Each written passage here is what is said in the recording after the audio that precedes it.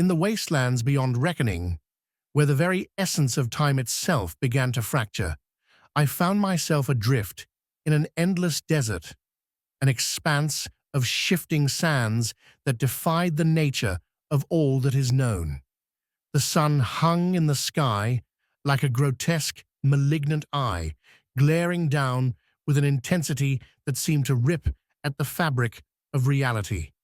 The air, heavy with the scent of decay, pressed upon my chest, suffocating, while a wind, too ancient to be mortal, whispered strange and indecipherable words into my ears.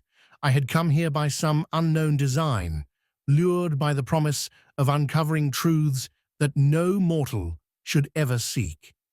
The ancient manuscripts, those cursed relics of a long-dead civilization, spoke of a place outside time, a realm where one could walk the sands of centuries, where past and future were as malleable as the dunes that now swallowed me whole.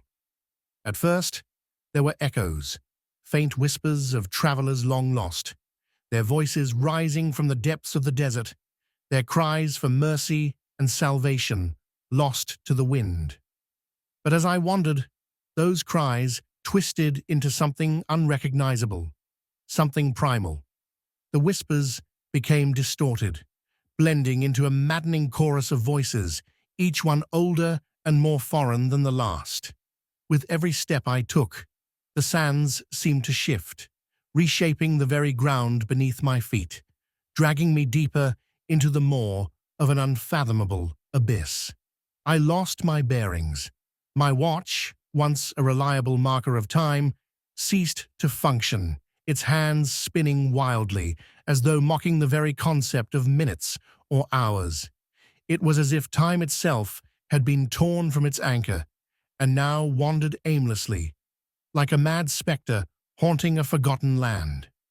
And then I saw it, a figure, a silhouette, emerging from the haze. At first, I thought it was a traveler, another soul as lost as I. But as it approached, my heart seized with the cold certainty of something far more sinister. The figure had no face, only a shifting, shapeless void where a countenance should have been. Its form bent and rippled like a nightmare half-formed, a being not bound by the laws of nature or time. Its movements were slow, deliberate, as though it existed beyond the constraints of time, watching me with infinite patience. In that moment, I realized with a dawning terror that I had not simply wandered into